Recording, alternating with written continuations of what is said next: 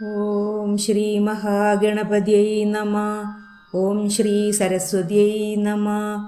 ഓം ശ്രീ ഗുരുഭ്യോ നമഃ. ഓം ശ്രീകൃഷ്ണ പരമാത്മനേ നമഃ.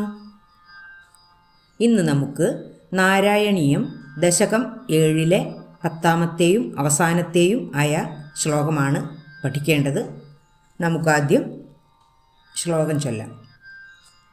ആതാമ്രേ ചരണേ വിനമ്രമഥതം ഹസ്തേന ഹസ്തേ സ്പൃശൻ ബോധസ്തേ ഭവിതാന സർഗവിധിഭിർ ബന്ധോപി സംജായതേ ഇത്യാഭാഷ്യ ഗിരം പ്രതോഷ്യ നിതരാം തച്ചിത്തഗൂഢസ്വയം സൃഷ്ടൗ തം സമുദൈരയഃ സ ഭഗവൻ ഉല്ലാസയോല്ലാഘതാം.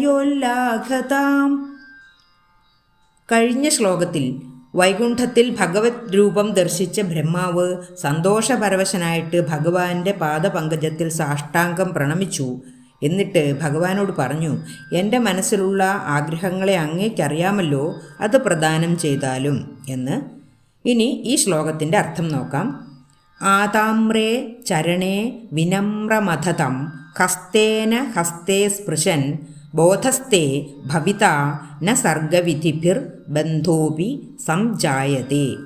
ആതാമ്രേ ചുവന്ന നിറത്തിലുള്ള, ചരണേ പാദത്തിൽ, ഭഗവാന്റെ പാദത്തിൽ, ആതാമ്രേ ചരണേ ചുവന്ന നിറത്തിലുള്ള ഭഗവാന്റെ പാദത്തിൽ, വിനമ്രമഥതം വിനമ്ര വീണ് നമസ്കരിച്ചു കിടക്കുന്ന, തം ആ ബ്രഹ്മാവിനെ, അഥ പിന്നീട്, ഹസ്തേന ഹസ്തേ സ്പൃശൻ ഹസ്തേന ഹസ്തം എന്നാൽ കയ്യ്, ഹസ്തേന കൈകൊണ്ട്, ഭഗവാന്റെ കൈകൊണ്ട്, ഹസ്തേ കയ്യിൽ, ബ്രഹ്മാവിൻ്റെ കയ്യിൽ, സ്പൃശൻ സ്പർശിച്ചിട്ട് അല്ലെങ്കിൽ പിടിച്ചെഴുന്നേൽപ്പിച്ചിട്ട്, തൻ്റെ പാദത്തിൽ വീണുകിടക്കുന്ന ബ്രഹ്മാവിനെ തൻ്റെ കൈകൊണ്ട് പിടിച്ചെഴുന്നേൽപ്പിച്ചിട്ട് ഇപ്രകാരം പറഞ്ഞു.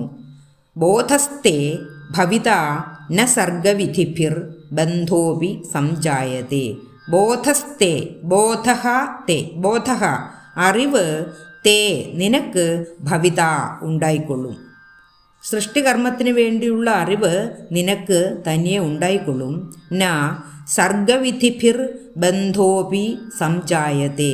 സർഗവിധിഭിഹി സൃഷ്ടികർമ്മം കൊണ്ട്, ബന്ധോപി ബന്ധഃ അപി, ബന്ധഃ എന്നാൽ ഇവിടെ സൃഷ്ടിച്ചവയുമായി ആത്മബന്ധം, അതായത് സൃഷ്ടികർമ്മം കൊണ്ട് ആ സൃഷ്ടിച്ചവയുമായിട്ടുള്ള ആത്മബന്ധം, ബന്ധോപി ആത്മബന്ധവും, സംജായതേ എന്നാൽ ഉണ്ടാവുക, ഇവിടെ ന സംജായതേ ഉണ്ടാവുകയില്ല, നിനക്ക് ആ സൃഷ്ടിച്ചവയുമായുള്ള ആത്മബന്ധം ഉണ്ടാവുകയില്ല.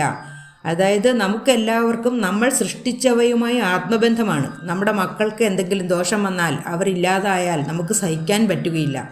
അപ്പോൾ ഈ പ്രപഞ്ചം മുഴുവൻ സൃഷ്ടിക്കുന്ന ബ്രഹ്മാവിന് ആ സൃഷ്ടിച്ചവയുമായി ആത്മബന്ധമുണ്ടായിക്കഴിഞ്ഞാൽ വലിയ ബുദ്ധിമുട്ടാണ്. അത് ബ്രഹ്മാവിൻ്റെ മനസ്സിൽ ഉണ്ടായിരുന്നു.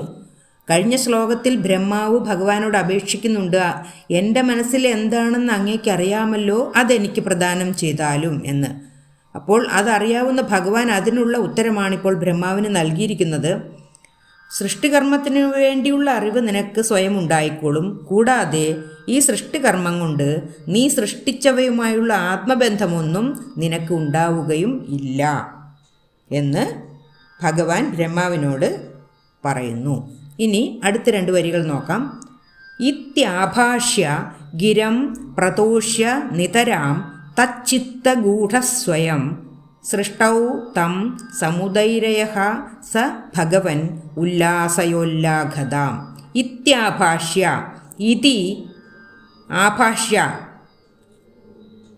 പറഞ്ഞിട്ട്, ഗിരം വാക്കുകളെ, ഇതി ഗിരം ആഭാഷ്യ, ഇതി എന്നാൽ ഇങ്ങനെയുള്ള, ഗിരം വാക്കുകളെ, ആഭാഷ്യ പറഞ്ഞിട്ട്, ഇപ്രകാരമുള്ള വാക്കുകളെ പറഞ്ഞിട്ട്, പ്രതോഷ്യ നിതരാം പ്രതോഷ്യ സന്തോഷിപ്പിച്ചിട്ട്, നിതരാം വളരെയധികം, നിതരാം പ്രതോഷ്യ വളരെയധികം സന്തോഷിപ്പിച്ചിട്ട്, തച്ചിത്ത തത് ചിത്ത തത് ആ ബ്രഹ്മാവിൻ്റെ, ചിത്ത മനസ്സിലേക്ക്, ഗൂഢഃ സ്വയം സ്വയം ഭഗവാൻ ഗൂഢഃ ഗൂഢമായി പ്രവേശിച്ചു.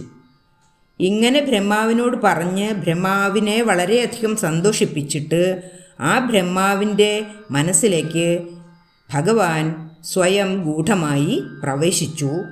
സൃഷ്ടൗ എന്നിട്ട് സൃഷ്ടൗ തം സമുദൈരയഃ സൃഷ്ടൗ സൃഷ്ടികർമ്മത്തിനു വേണ്ടി തം അദ്ദേഹത്തെ ആ ബ്രഹ്മാവിനെ സമുദൈരയഃ വളരെയധികം പ്രേരിപ്പിച്ചു.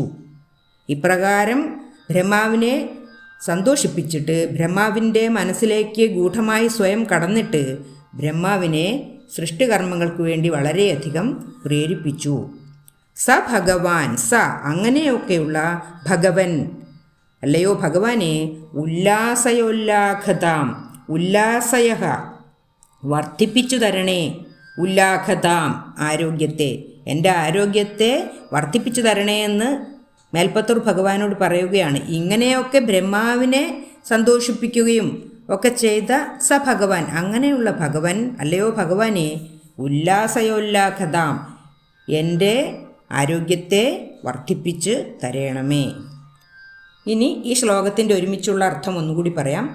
ഇപ്രകാരം ഭഗവാന്റെ ചുവന്ന പാദങ്ങളിൽ വീണ് നമസ്കരിച്ചു കിടക്കുന്ന ബ്രഹ്മാവിനെ ഭഗവാൻ തൻ്റെ കൈകൊണ്ട് ബ്രഹ്മാവിൻ്റെ കൈകളിൽ പിടിച്ചെഴുന്നേൽപ്പിച്ചിട്ട് ഇപ്രകാരം പറഞ്ഞു, സൃഷ്ടികർമ്മങ്ങൾക്ക് വേണ്ടിയുള്ള അറിവ് നിനക്ക് ഉണ്ടായിക്കൊള്ളും.